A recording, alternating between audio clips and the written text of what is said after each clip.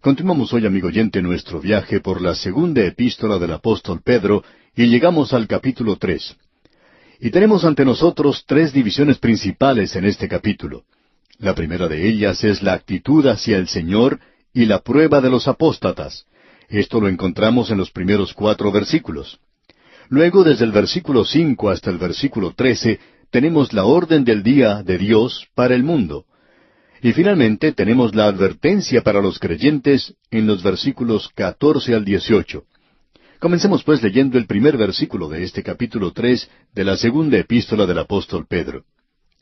Amados, esta es la segunda carta que os escribo, y en ambas despierto con exhortación vuestro limpio entendimiento.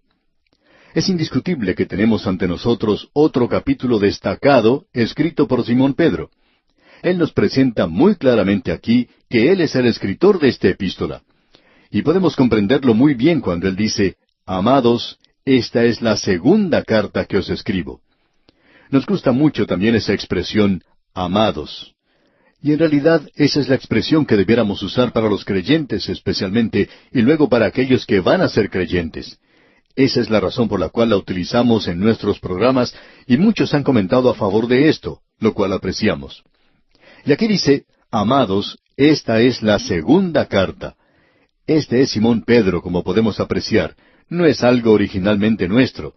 Él continúa diciendo, os escribo, y en ambas despierto con exhortación vuestro limpio entendimiento.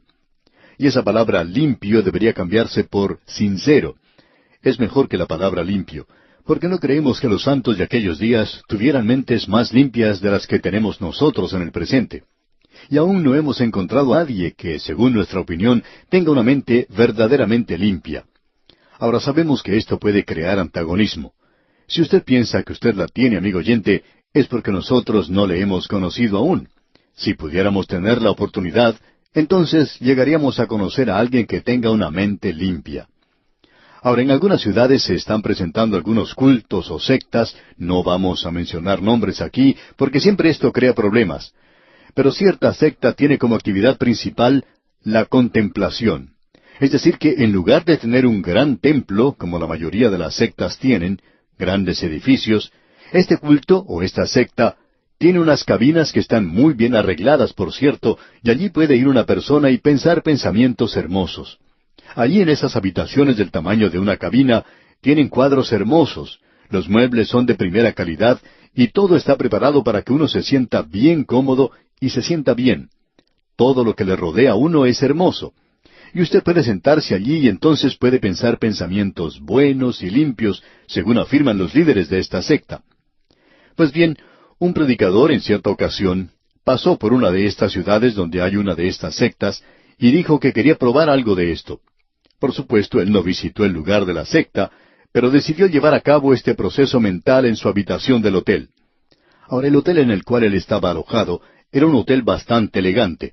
Tenía cuadros en las paredes, y aunque no eran obras maestras, todo era muy hermoso, por cierto.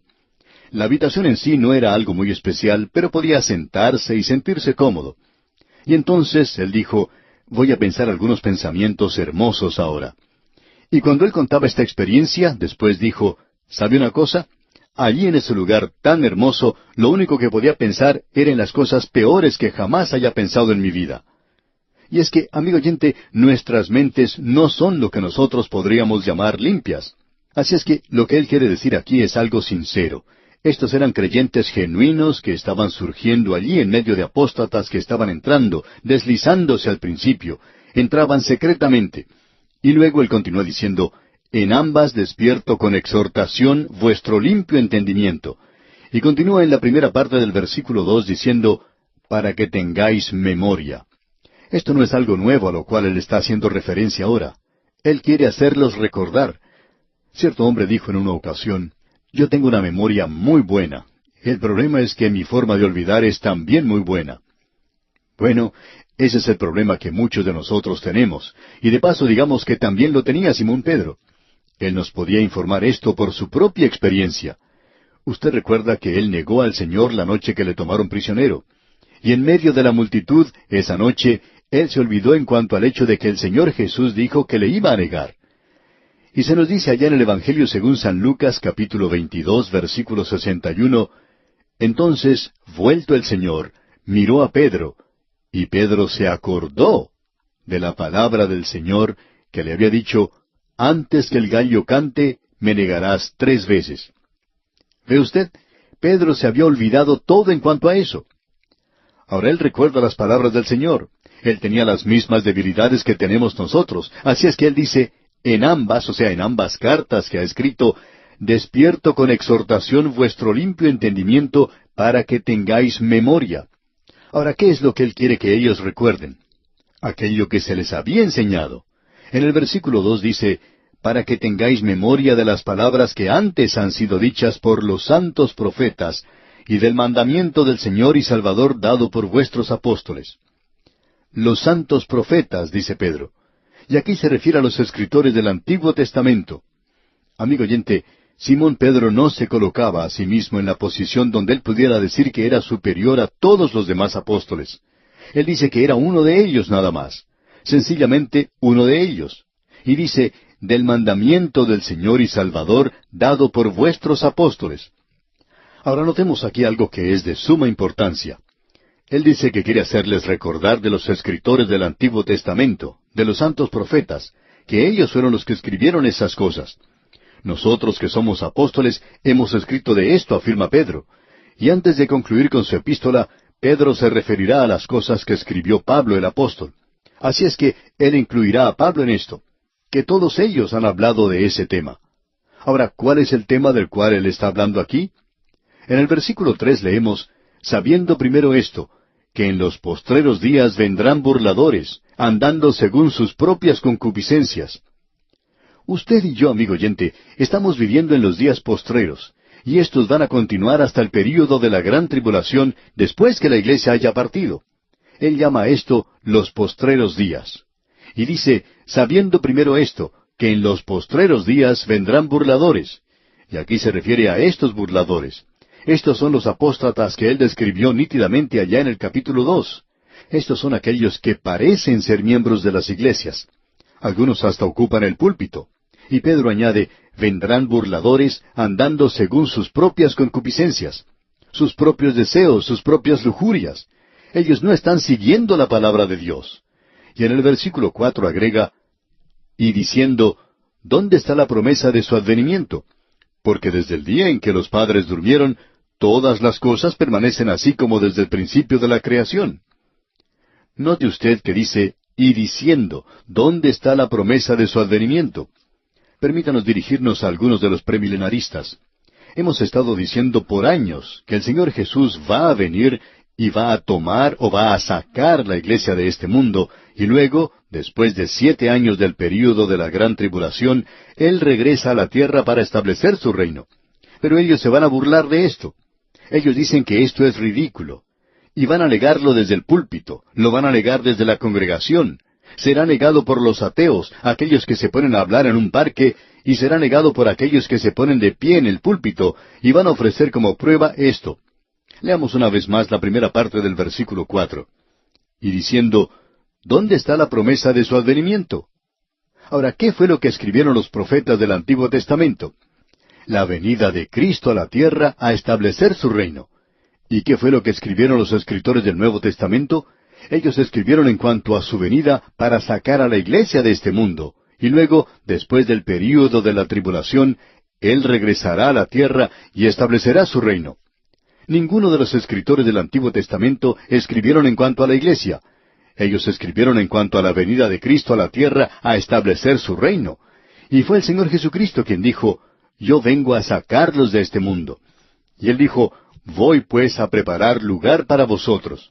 Y ese lugar, amigo oyente, no está aquí en la tierra. Él no fue al otro lado del Monte de los Olivos para preparar un lugar. Si hubiera hecho eso, por cierto que sería un lugar bastante desolado. Él no fue allí.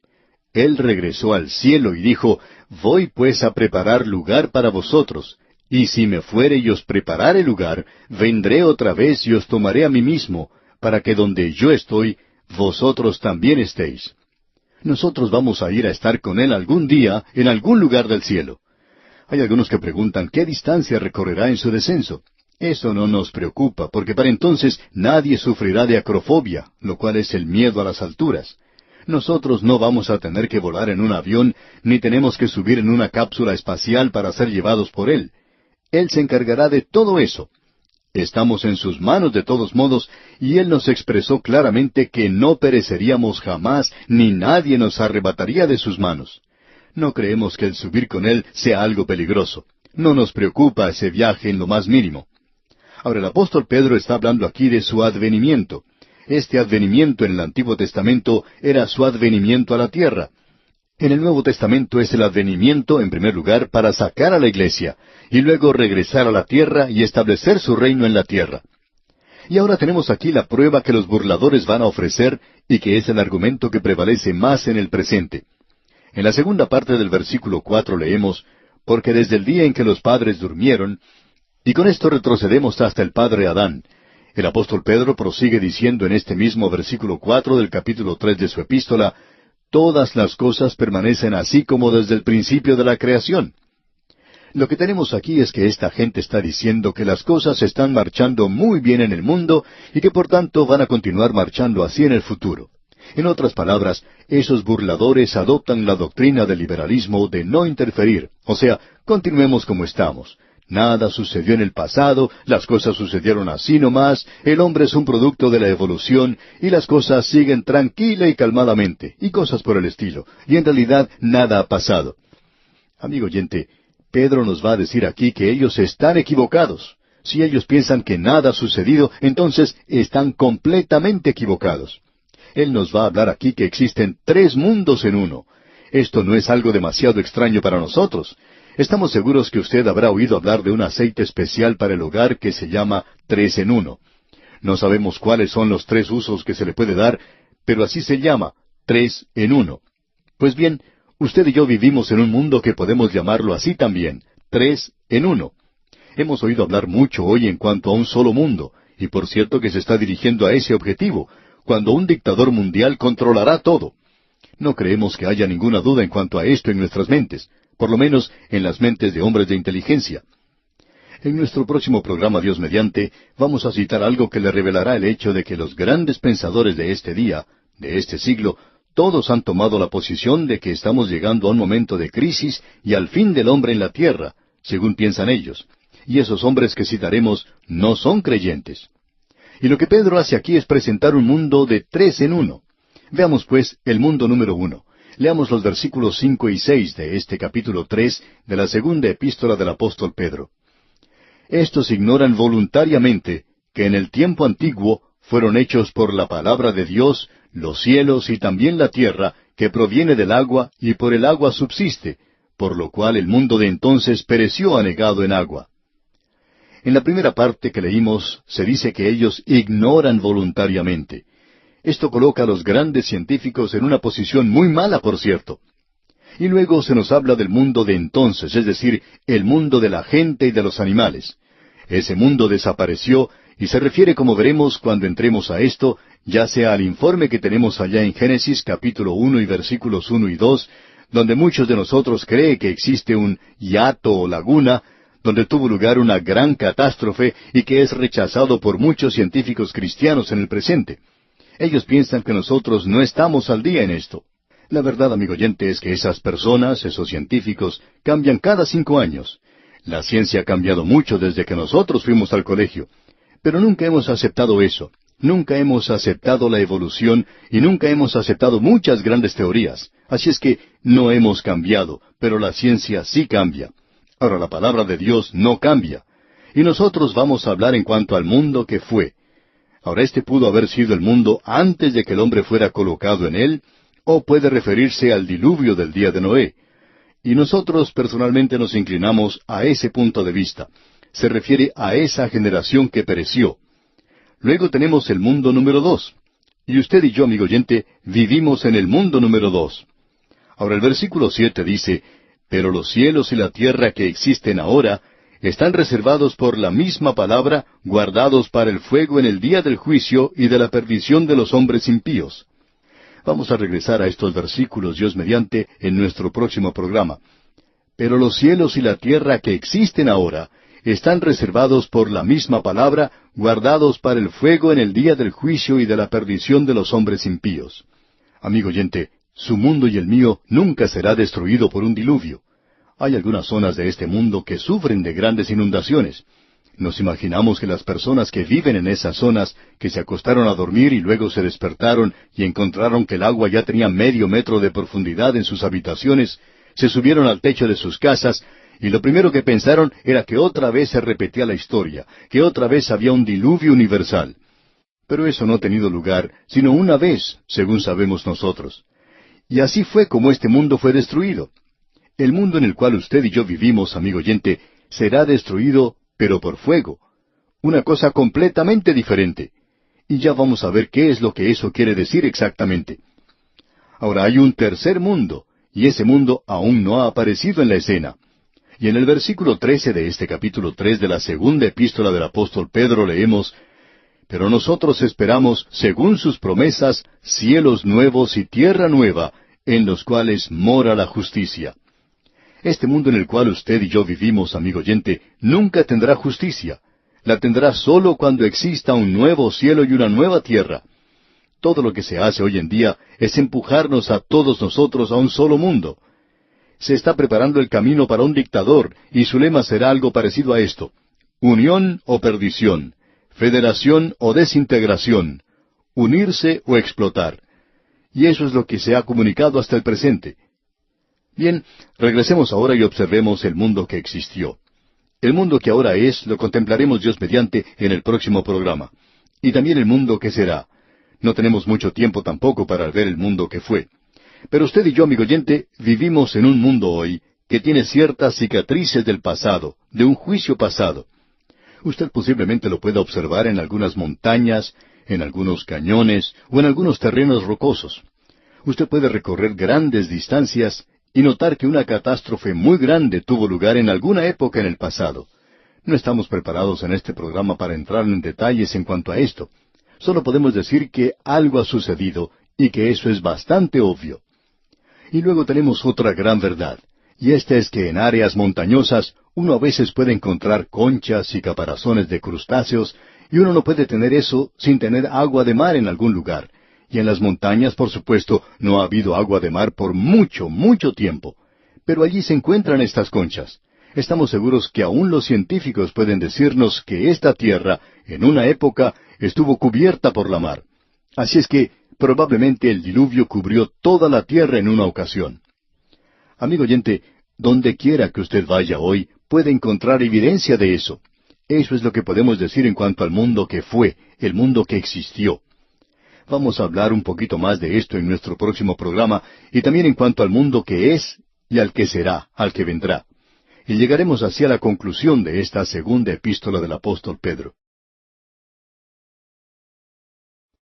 Continuamos hoy, amigo oyente, nuestro recorrido por el capítulo 3 de la segunda epístola del apóstol Pedro. Y en nuestro programa anterior avanzamos hasta el versículo 5 en este capítulo, y quisiéramos comenzar hoy a partir de este punto. Hemos dividido esta sección en 3 mundos diferentes: el mundo que fue, el mundo que es y el mundo que vendrá. La razón por la cual el apóstol Pedro presenta esto es porque había aquellos escépticos, aquellas personas cínicas, burladoras, y ellos estaban andando según su propia concupiscencia. Amigo oyente, es esa clase de persona la que siempre ataca a la Biblia, siempre ataca las verdades que se mencionan en la Biblia. Si hay algún hombre que esté dispuesto a entregar su corazón de veras a Cristo, dispuesto a dejar de lado sus pecados, Dios puede hacer que la palabra de Dios sea algo real para él. Pero usted tiene que estar dispuesto a dejar sus pecados. Recuerde, amigo oyente, que fue el apóstol Pablo quien dijo que existía un velo sobre los ojos de ellos, pero que ellos podían volver o entregar su corazón a Dios. Nuestro problema, amigo oyente, no es un dolor de cabeza. Nuestro problema es una enfermedad del corazón, un verdadero problema del corazón. Por tanto, el problema que tenemos aquí es estos burladores. Ellos presentan argumentos falsos. Ellos decían que las cosas iban a continuar como habían estado andando desde el principio. Bueno, eso no es cierto. Y luego entonces menciona al mundo que fue. Hablamos de esto en nuestro programa anterior, y quisiéramos leer una vez más los versículos 5 y 6 de este capítulo 3 de la segunda epístola del apóstol Pedro. Dicen, estos ignoran voluntariamente que en el tiempo antiguo fueron hechos por la palabra de Dios los cielos y también la tierra, que proviene del agua y por el agua subsiste, por lo cual el mundo de entonces pereció anegado en agua. Eso, como ya indicamos anteriormente, puede referirse al juicio por agua que tuvo lugar entre los versículos 1 y 2 del capítulo 1 de Génesis. Creemos que eso es algo válido. O también puede referirse al diluvio de la época de Noé. Hay mucha evidencia de que algo grandioso, un cataclismo grande tuvo lugar. De paso, digamos que la palabra que Pedro usa aquí es esta de un gran cataclismo. En nuestro programa anterior mencionamos varios argumentos, y quisiéramos mencionar otro hoy. Estamos seguros que muchos de ustedes se han enterado de que un gran número de animales fueron encontrados en Siberia congelados, y muchos de ellos eran elefantes, y aún se encontró pasto verde en sus estómagos, lo que indica que ellos fueron congelados en forma instantánea. Ellos habían estado en una zona que por lo menos era semitropical, y luego sucedió algo, y fueron cubiertos de hielo, y fueron luego congelados. Ahora hay quienes han tenido la oportunidad de comer en realidad la carne de esos animales, y han dicho que era carne muy buena. Y esta es otra evidencia del hecho de que usted y yo estamos viviendo en un mundo que es como vivir sobre un barril de pólvora. Ha tenido lugar un gran cataclismo, y esta tierra muestra la evidencia de eso. Y es innegable que fue un juicio por medio de agua. Aún los filósofos griegos, como Tales, por ejemplo, nos habla de los 4 elementos básicos que se encuentran en el mundo, y él los menciona de la siguiente manera. Dice, agua, fuego, aire y tierra. Y eso era bastante bueno para aquel día. Él coloca, note usted, al agua como número 1. Ese era el juicio de Dios, y ese fue el juicio sobre la tierra. Ahora, la naturaleza nunca revela el amor de Dios. Es algo lindo escuchar lo que dicen los poetas, pero usted y yo, amigo oyente, estamos viviendo en un universo, no solo esta tierra, sino un vasto universo que nos rodea y que nos muestra que en el espacio hay unos puntos negros. Los científicos los llaman nebulosas negras u oscuras. Y dicen que lo que sucedió, aparentemente más allá de la Vía Láctea, más allá de nuestras galaxias donde aparecen estos puntos oscuros, ocurrió una gran catástrofe, alguna gran explosión. Bueno, el hecho de esto no es algo difícil de probar. Ahora, ¿cuándo tuvo lugar? Hemos sugerido el diluvio de la época de Noé, y francamente debemos decir que hemos vacilado de ese punto a otro, y creemos que en este instante estamos dispuestos a seguir esa idea del día de Noé. Creemos que muchos expositores de la Biblia toman esa posición. Ahora hubo un juicio en el mundo preadánico antes que el hombre fuera colocado en la tierra, y de eso no conocemos prácticamente nada. Ya hemos recorrido este terreno anteriormente y no vamos a tomar mucho tiempo para tratarlo aquí, con excepción de mencionar el hecho de que en el capítulo 14 del libro de Isaías se nos sugiere algo que tuvo lugar en el pasado. En los versículos 12 al 14 de este capítulo 14 de Isaías leemos, «¿Cómo caíste del cielo, oh lucero, hijo de la mañana? Cortado fuiste por tierra, tú que debilitabas a las naciones, tú que decías en tu corazón, subiré al cielo, en lo alto, junto a las estrellas de Dios, levantaré mi trono, y en el monte del testimonio me sentaré, a los lados del norte, sobre las alturas de las nubes subiré, y seré semejante al Altísimo». Ahora el deseo de Satanás era el de ser semejante a Dios. Él quería ocupar el lugar de Dios. Y hay muchas personas como él hoy. Quieren ser pequeños dioses aquí en la tierra. Cualquier hombre que está tratando de lograr su propia salvación, y hemos escuchado a varias personas que dicen, usted no necesita hablarme a mí en cuanto a lo que usted cree. Eso es su teoría. Mi teoría es que yo soy lo suficientemente bueno. Y amigo oyente, cualquier hombre que dice eso, ignora el hecho de que estamos tratando con un Dios santo, que el hombre es pecador, que el hombre está perdido, y el tercer gran punto es que Dios ha provisto un camino de redención. El Señor Jesucristo dice, «Nadie viene al Padre sino por mí», allá en Juan 14:6. Fue el Dios hombre quien dijo eso.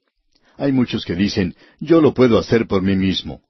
Bueno, lo que usted está diciendo es, Dios, hazte a un lado. Yo voy a subir donde tú estás y yo me voy a sentar junto a ti porque yo también soy un Dios. Y ese precisamente era el deseo de Satanás.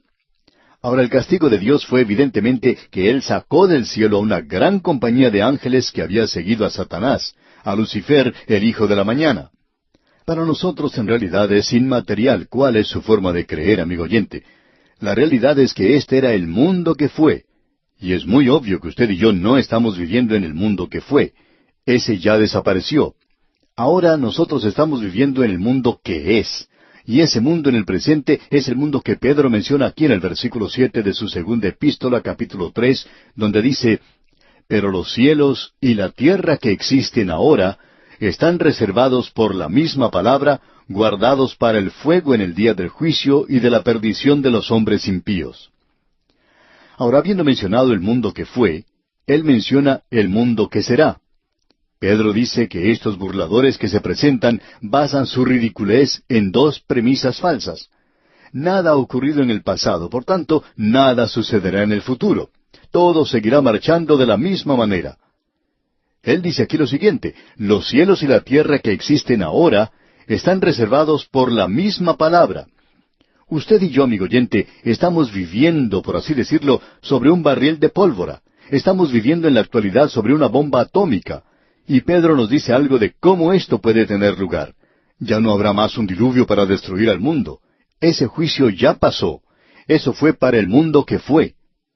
Ahora, este mundo que es, está reservado para otro juicio, y ese es el juicio del fuego. Es decir, que el orden presente de las cosas y de este mundo es algo nada más que temporal. Se está encaminando hacia otro juicio, y esta vez el juicio será por fuego. Usted puede notar eso en el versículo 10.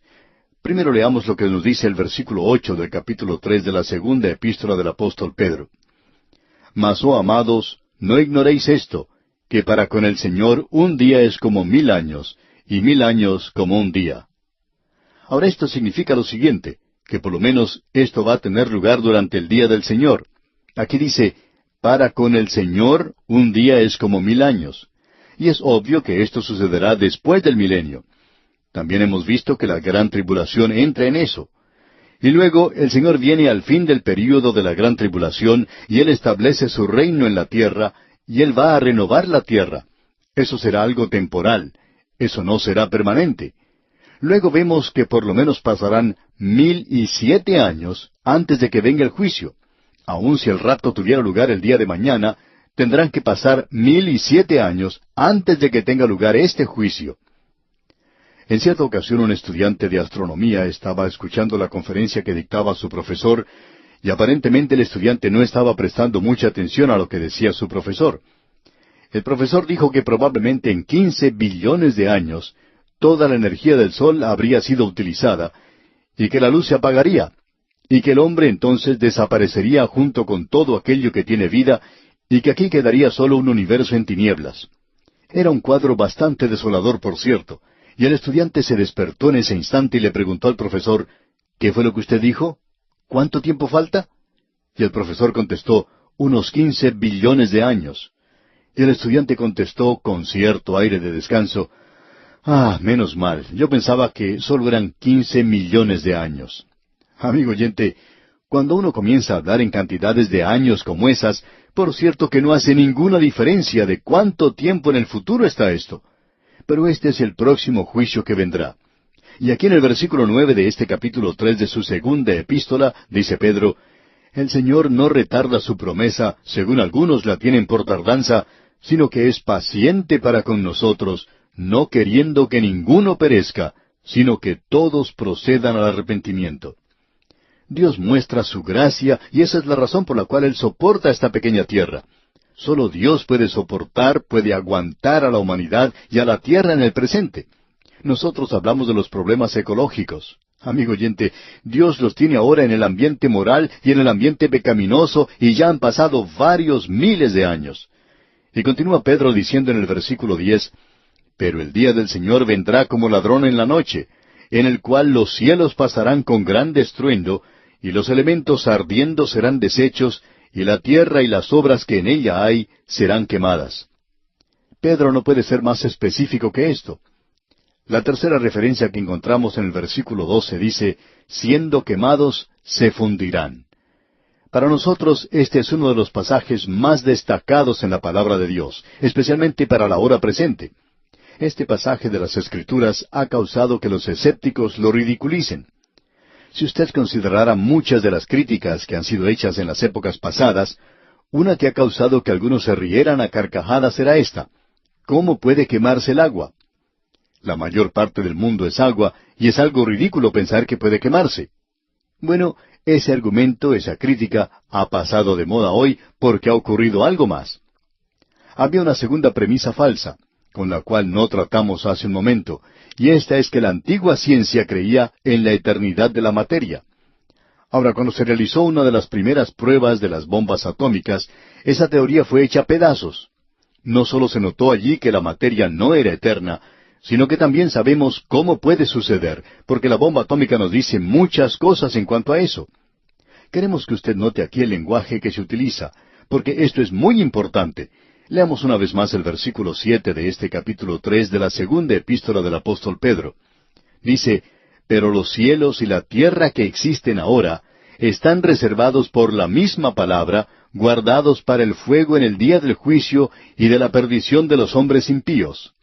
Luego leamos el versículo 10 que dice, pero el día del Señor vendrá como ladrón en la noche, en el cual los cielos pasarán con gran estruendo, y los elementos ardiendo serán deshechos, y la tierra y las obras que en ella hay serán quemadas. Ahora, ese gran estruendo que se menciona aquí procede de la palabra griega roisedón. Esto es algo que nos habla del sonido que hace, por ejemplo, una flecha al cruzar el aire, el silbido de una serpiente, o el sonido que hace el vapor cuando sale de la válvula que se abre. ¿Ha escuchado usted alguna vez el sonido que hace una explosión atómica? Suena exactamente de esa manera. Otra cosa que nos interesa aquí es que los elementos ardiendo serán deshechos. La idea que se presenta aquí es que estos elementos serán quemados, serán derretidos. Veamos la palabra elemento primero. La palabra que se usa aquí es stoicheia, lo que significa los bloques de construcción del universo. En realidad, stoicheion es una mejor palabra que la palabra átomo que usamos en el presente, la cual viene de una palabra griega que significa algo que no se puede cortar. Aquí quiere decir simplemente que es el bloque básico para la construcción del universo. Hoy nosotros le llamamos átomo, porque los científicos hace algunos años cometieron una equivocación cuando descubrieron el pequeño átomo. Le dieron ese nombre de atomoto. Ahora, tomoto significa cortar, pero cuando se le coloca la letra A delante, en el idioma griego, hace de esa palabra algo negativo, y por tanto, un átomo es algo que uno no puede cortar. Es una de las unidades más pequeñas de la materia, pero en el presente, por supuesto, es algo completamente diferente. Los científicos han descubierto que el pequeño átomo sí puede ser separado, y dentro de él se encuentran los neutrones, los protones y toda esa pequeña familia que vive en un átomo, y eso fue lo que sucedió. Luego, él dice algo más, y es que estos elementos serán deshechos. Y esa palabra proviene del griego luo. En la gramática griega, esto significa sencillamente desatar o soltar. Él dice que este pequeño bloque de construcción va a ser desatado, soltado. ¿Puede pensar usted en una expresión mejor que esta que describa la fisión atómica? Esos pequeños bloques de construcción de este universo van a ser desatados. Uno de estos días, el Señor Jesucristo los desatará, y cuando Él haga eso, entonces tenemos el fuego, ese residuo, porque con una explosión atómica ocurre esta cosa tan tremenda. En el día de hoy estamos enfrentando una gran crisis energética, y la gente dice que si no se desarrolla la energía atómica, vamos a tener problemas, y grandes problemas, por cierto. Pero entonces nosotros debemos aprender a utilizar esto de manera práctica, a desatar estos pequeños elementos, porque un día el Señor va a desatar el átomo, estos pequeños bloques que construyen el universo. Pedro nos presenta una sugerencia, y para esto vamos a volver a leer una vez más el versículo 7 que dice, pero los cielos y la tierra que existen ahora están reservados por la misma palabra, guardados para el fuego en el día del juicio y de la perdición de los hombres impíos. Aquí se sugiere que éstos están siendo guardados, reservados. Y esta es la misma palabra que el Señor Jesucristo utilizó cuando contó del hombre que estaba haciendo tesoros para sí. Dios había guardado el secreto de cómo Él había hecho el universo. Y ahora el hombre ha descubierto el secreto. Y cuando Él hizo eso, Él por cierto que abrió la caja de Pandora. Los hombres están atemorizados en el mundo en que usted y yo vivimos, amigo oyente. Cierto profesor de una gran universidad que trabajó en los comienzos del descubrimiento de la bomba atómica publicó un artículo que comenzaba diciendo lo siguiente: Yo soy un hombre atemorizado y quiero atemorizarlo a usted también. El gran estadista inglés Winston Churchill dijo antes de morir que el tiempo es corto. Y el señor Luce, quien era el editor de las revistas Life, Time y Fortune, hijo de un misionero en China, dijo que cuando él era muchacho, su padre hablaba en cuanto a la venida premilenaria de Cristo, y pensaba que los misioneros que creían eso eran inclinados a ser fanáticos. Y el señor Luce dijo antes de morir: Me pregunto si no habría algo de cierto en esa posición después de todo. Por su parte, Charles Baird dijo lo siguiente: Por todo el mundo los pensadores y los investigadores observan el horizonte del futuro, tratando de estimar los valores de la civilización y especular en cuanto a su destino. El doctor William Yoke dice en su libro El camino a la civilización: La escritura en la pared de 5 continentes nos dice ahora que el día del juicio está cerca. Es interesante notar, amigo oyente, que Simón Pedro, un pescador del mar de Galilea, pudiera escribir así. Eso es algo tremendo, amigo oyente. Este es el mundo que es. Y usted y yo estamos viviendo en un mundo que se está dirigiendo al juicio en el presente. Bien, observaremos, Dios mediante, el mundo que será en nuestro próximo programa. Continuamos hoy, amigo oyente, nuestro recorrido por la segunda epístola universal del apóstol Pedro, y llegamos a nuestro último estudio en esta epístola. Hemos visto en este capítulo 3 el mundo que era, el cual fue destruido por el agua. Luego el mundo que es, y el mundo en el cual usted y yo estamos viviendo hoy, y el cual también será destruido. Y las palabras que Pedro utiliza suenan mucho como una explosión atómica. Parecería como si el Señor Jesucristo desatara esos pequeños átomos con lo que los científicos llaman una fisión atómica. Cuando se rompe uno de estos pequeñitos que contiene una gran abundancia de energía, todo esto se realiza con mucho calor y con un sonido bastante fuerte. Bueno, esa es la palabra que Simón Pedro utiliza. Para seguir adelante en nuestro estudio hoy vamos a regresar una vez más al versículo 9. El apóstol Pedro nos presenta allí claramente que no está tratando de utilizar tácticas para asustarnos. Y él dice que para con el Señor un día es como 1000 años, y 1000 años como un día. Y que eso sucederá aun si el Señor sacara hoy a la iglesia del mundo. Aun así, todavía faltarían 1007 años antes de que esto tenga lugar. Pero nosotros no sabemos cuándo Él viene a sacar a la iglesia de este mundo. Esa idea de tratar de colocar a Israel dentro de la iglesia es una gran equivocación. El hecho de que Israel se encuentre en esa tierra o no se encuentre allí, que gane o que pierda o que sean obligados a salir de ese lugar, no tiene nada que ver en cuanto al rapto de la iglesia. Eso sucederá según el programa de Dios. No creemos que podamos apresurar eso, ni tampoco lo podemos demorar. Dios está a cargo de todo eso, y Él no nos ha informado en cuanto a cuándo sucederá. Él nos ha dicho que tenemos que estar listos para ese día. Es algo inminente, esperando esa bendita esperanza de la gloriosa venida de nuestro Dios y Salvador Jesucristo. Ahora el versículo 8 de este capítulo 3 dice: Mas, oh amados, no ignoréis esto, que para con el Señor un día es como 1000 años, y 1000 años como un día. Pero notemos que el Señor no se retrasa, según se nos dice aquí en el versículo 9. Leamos. El Señor no retarda su promesa, según algunos la tienen por tardanza, sino que es paciente para con nosotros, no queriendo que ninguno perezca, sino que todos procedan al arrepentimiento. Dios en el día de hoy es muy paciente. Él no está apresurando las cosas. Después de todo, Él tiene toda la eternidad delante de Él, y también tiene la eternidad detrás de Él. Él no tiene por qué preocuparse en cuanto al tiempo. Para Él, un día es como 1000 años, y 1000 años como un día. Pero lo que debemos destacar es que eso es algo inevitable, eso sucederá. Esto llegará a pasar sobre la tierra algún día. Dios le está dando al hombre en todas partes una oportunidad, y esa es la razón por la cual nosotros queremos proclamar su palabra. Eso es lo único que puede cambiar el corazón y la vida del hombre. Todas las novedades del día de hoy, todas esas artimañas que se presentan y esa histeria masiva que tiene lugar, eso no es para bien. La palabra necesita esparcirse.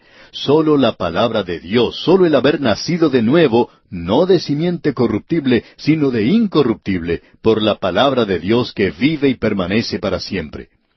Usted sabe, amigo oyente, que no puede evitar que Dios le ame. Eso lo hemos dicho ya muchas veces. Usted tampoco puede evitar que llueva. No puede evitar que el sol brille sobre usted. Pero usted puede salirse de la lluvia y puede también esconderse del sol. Usted no puede evitar que Dios le ame, pero usted puede ponerse una sombrilla de indiferencia, un paraguas de pecado y un paraguas de rebelión. Usted no lo experimentará, pero Él le ama. Hay una historia que viene de la mitología griega. Ilustra un punto para nosotros en el cual todos estamos interesados. Tiene que ver con un joven que tenía una madre muy buena y amante. Este joven se enamoró de una muchacha impía. Esta muchacha, en todo su pecado, odiaba a la madre de este muchacho porque no podía ni siquiera soportar su presencia. No era porque la madre del muchacho la reprendiera, sino a causa del carácter y de la presencia de esta señora, que era una reprensión para la muchacha. Y este joven estaba tan enamorado de ella, ya que ella era muy hermosa y él no podía dejarla, y le rogaba que se casara con él. Y ella le dijo, solo con una condición: tú tienes que sacar el corazón de tu madre y traérmelo a mí. Bueno, este joven estaba tan enamorado de esa muchacha y tan desesperado que descendió a ese nivel tan bajo de llegar a cometer esa tarea diabólica. Él dio muerte a su madre, le arrancó el corazón y se lo estaba llevando a la muchacha, cuando en el camino tropezó y cayó. Y ese corazón le habló a él y le dijo, «Hijo, ¿te has lastimado?» Amigo oyente, usted podría llegar hasta a bofetear a Dios hoy. Usted puede darle la espalda, puede blasfemar contra Él, puede tratarlo en cualquier forma que quiera. Pero usted no puede evitar que Él quiera salvarle.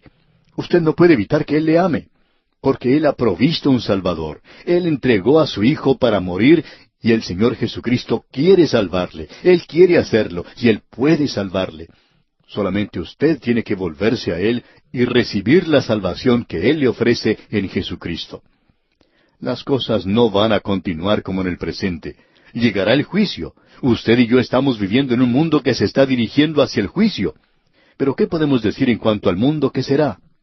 Bueno, sigamos leyendo aquí en el versículo 10 de este capítulo 3 de la segunda epístola del apóstol Pedro, que dice, «Pero el día del Señor vendrá como ladrón en la noche, en el cual los cielos pasarán con gran estruendo, y los elementos ardiendo serán deshechos, y la tierra y las obras que en ella hay serán quemadas». Hay cierta discusión en cuanto a si esto llegará a tomar lugar en la venida de Cristo a establecer su reino, o al final. Nosotros estamos convencidos que el día del Señor comienza con la gran tribulación y concluyen con los 1000 años del reinado de Cristo, con esa breve rebelión de Satanás y sus ángeles, y luego el juicio del gran trono blanco. Y luego en Apocalipsis tenemos la introducción de los nuevos cielos y la nueva tierra. Así es que nosotros creemos que esta es la forma en que sucederán las cosas. De modo que tenemos aquí esta declaración. Leamos una vez más el versículo 10. «Pero el día del Señor vendrá como ladrón en la noche, en el cual los cielos pasarán con gran estruendo». Y como explicamos anteriormente, ese es el sonido que hace una flecha o una espada al cruzar el aire. ¿Ha escuchado usted alguna vez la explosión de una bomba atómica? ¿Recuerda usted que hace ya muchos años atrás se experimentaba con las bombas y uno podía ver por la televisión y escuchar el sonido que hacían?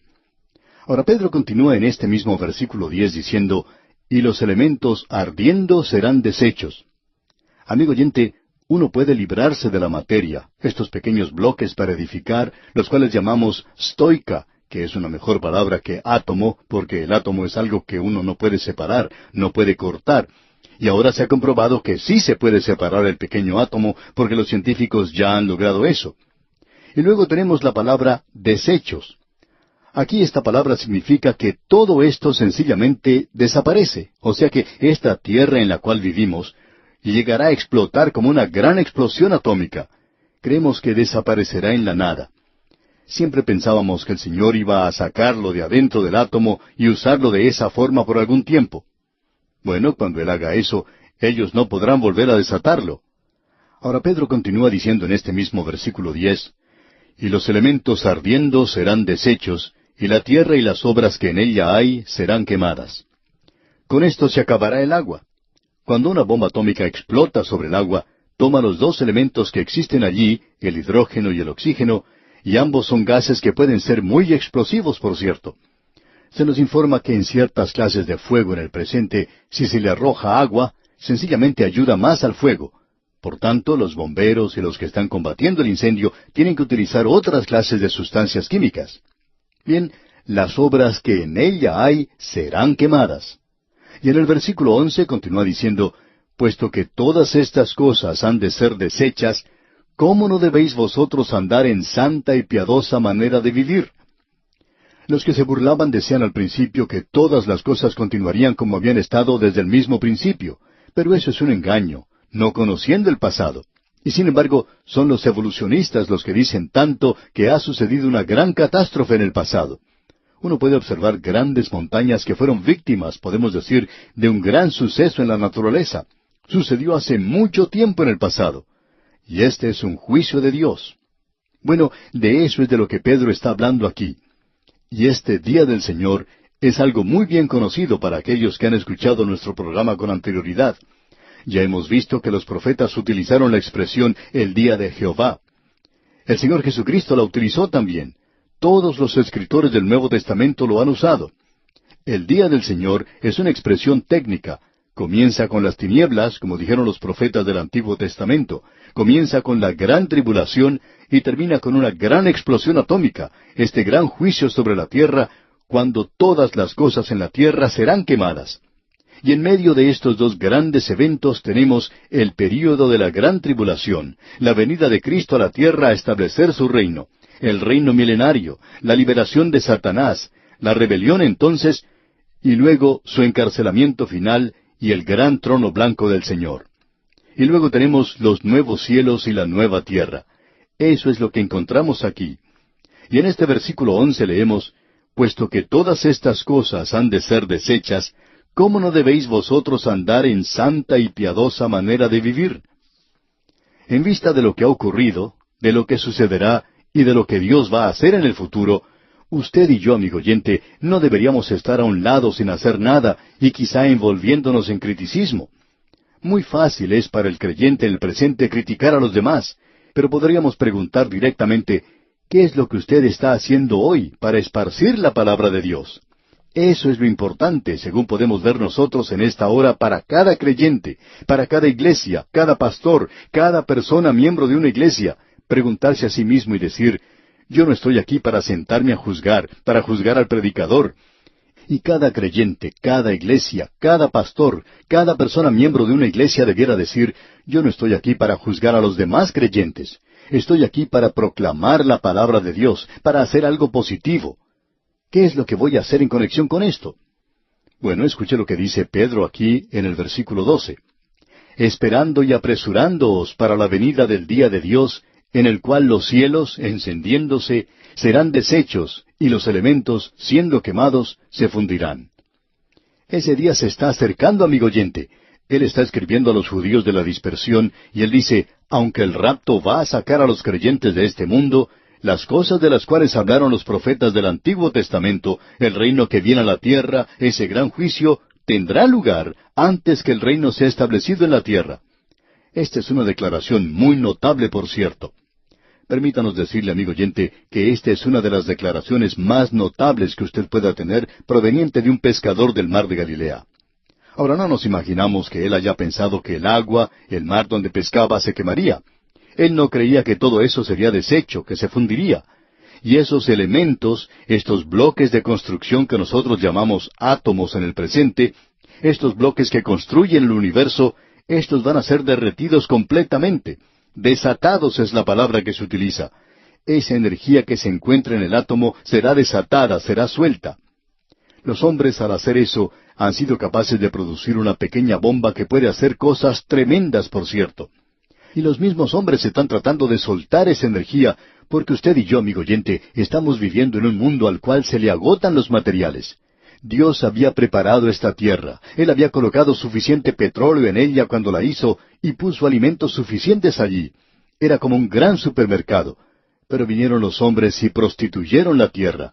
Ellos han contaminado la tierra y están comenzando a usar todo lo que Dios ha almacenado y todo lo que Dios ha colocado en esa bomba de gasolina.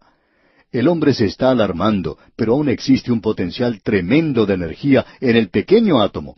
Y amigo oyente, cuando Él destruya esta tierra, va a hacer algo realmente tremendo. Ahora escuchemos lo que Él nos dice. Él se va a referir a aquello que está en el futuro. Sencillamente porque esta tierra vaya a ser destruida, no quiere decir que Él ya no tenga nada que ver con ella. De la misma manera en que la tierra fue juzgada en el pasado, será juzgada en el futuro, pero la tierra continuará como tal. El versículo 13 de este capítulo 3 de la segunda epístola del apóstol Pedro nos dice, «Pero nosotros esperamos, según sus promesas, cielos nuevos y tierra nueva, en los cuales mora la justicia». No tenemos mucho tiempo para predicar esta verdad que encontramos aquí. Una tierra nueva en la cual mora la justicia. La justicia no mora en la tierra en el presente, amigo oyente. No está en casa en esta tierra. No está en casa en las grandes capitales mundiales. No está en casa tampoco en su propia ciudad. Y usted puede ser testigo de eso. Pero la justicia morará en los cielos nuevos y en la tierra nueva. Usted y yo, amigo oyente, vivimos en un mundo que Shakespeare describió de la siguiente manera. Los tiempos están dislocados. Ahora eso lo describió en Hamlet. Pues bien, si los tiempos están dislocados, algunos poetas muy elocuentes, por cierto, se han elevado a alturas indecibles, y creemos que han representado mal las cosas. Por ejemplo, el poeta Browning dijo, «La alondra está sobre las alas, el caracol sobre el espino. Dios se encuentra en el cielo, y todo anda bien por el mundo». Bueno, nosotros no estamos completamente de acuerdo con todo esto. Si bien la alondra puede estar sobre las alas, el caracol se encuentra en el espino, y en efecto está en nuestro propio patio. Y Dios también está en el cielo, pero las cosas no andan bien por el mundo en el presente. Me encanta saber que existirá otro mundo, un nuevo cielo y una nueva tierra que vendrán. Siempre es bueno cuando uno puede cambiar una cosa vieja y tener una cosa nueva. Y Dios tiene algo nuevo para esta tierra, y nos agradará mucho cuando eso llegue. Será una tierra maravillosa, porque será una tierra donde morará la justicia. Eso es lo que la va a caracterizar. Notemos ahora la advertencia que se le da a los creyentes aquí en el versículo 14. «Por lo cual, oh amados, estando en espera de estas cosas, procurad con diligencia ser hallados por Él sin mancha e irreprensibles en paz». Es decir, que nosotros debemos vivir una vida santa aquí. Eso indica una vida separada para Dios. Amigo oyente, después de todo, ¿qué es lo que vale la pena realmente en esta tierra hoy? ¿Cuáles son sus objetivos? ¿Es usted un creyente que produce, que se está dirigiendo a un objetivo que vale la pena? Alguien quizá diga, bueno, yo voy a tener una familia muy buena y eso es algo que vale la pena. Otra persona quizá diga, yo quiero vivir bien, quiero educar a mis hijos, y eso también es algo que tiene valor. Todas estas cosas tienen valor, pero en realidad, ¿cuál es el objetivo de su vida? ¿Es el vivir para Dios? Y si usted vive para Dios, todo lo demás es secundario, y nosotros no debemos preocuparnos por eso. Ahora en el versículo 15 continúa diciendo Pedro, «Y tened entendido que la paciencia de nuestro Señor es para salvación, como también nuestro amado hermano Pablo, según la sabiduría que le ha sido dada, os ha escrito». Esta es una espera muy paciente. Es necesario hacer una adaptación mental a la situación mundial presente, y no necesitamos alarmarnos hoy. Dios está en su cielo. Las cosas no andan bien en el mundo, pero Él las va a hacer andar bien algún día. Ese es el mensaje del Nuevo Testamento. Y no solo eso, sino que Pablo escribió de eso también. En el versículo 16 continúa Pedro diciendo, casi en todas sus epístolas, hablando en ellas de estas cosas, entre las cuales hay algunas difíciles de entender, las cuales los indoctos e inconstantes tuercen, como también las otras escrituras, para su propia perdición. El apóstol Pablo escribió en las Escrituras, aunque algunos de ellos no quieren admitirlo. Él dice que Pablo habló de cosas difíciles. Y según nosotros, Simón Pedro también escribió bastante bien aquí. Ahora en el versículo 17 dice, Así que vosotros, oh amados, sabiéndolo de antemano, guardaos, no sea que arrastrados por el error de los inicuos, caigáis de vuestra firmeza. Aquí tenemos algo que debemos conocer hoy, amigo oyente. No debemos ser creyentes perezosos, sino que debemos aprender de la palabra de Dios. No hay atajos que podamos tomar, no hay ningún curso que dure sencillamente una semana para aprender, no hay ningún pequeño programa que usted pueda tomar y que vaya a cambiar y a revolucionar su vida. No hay ningún camino fácil. La forma de hacerlo, la única forma de hacerlo, es conociendo la palabra de Dios. Y no nos referimos a conocer unos cuantos versículos de las Escrituras que usted pueda usar cuando le conviene, sino que Pedro nos dice en el versículo 17, Así que vosotros, oh amados, sabiéndolo de antemano, guardaos, no sea que arrastrados por el error de los inicuos, caigáis de vuestra firmeza. Debemos ser creyentes firmes. Pero aquí él tiene un mensaje en el versículo 18 donde nos dice, Antes bien, creced en la gracia y el conocimiento de nuestro Señor y Salvador Jesucristo. A Él sea gloria ahora y hasta el día de la eternidad. Amén. Amigo oyente, nosotros debemos conocerle a Él. ¿Sabe, amigo oyente, lo que más necesitamos? Lo que nosotros necesitamos es pasar más tiempo con el Señor Jesucristo, no sencillamente un momento, sino toda una eternidad con el Señor Jesucristo. Este es el pensamiento que presenta aquí el apóstol Pedro. Bien, llegamos hacia el final de nuestro estudio de esta segunda epístola del apóstol Pedro. Ha sido una epístola, por cierto, maravillosa, algo que no pudiéramos imaginarnos con solamente dar una mirada superficial a este hombre del mar, a este pescador del mar de Galilea. Pero Dios lo usó de una manera tremenda para entregarnos un mensaje poderoso.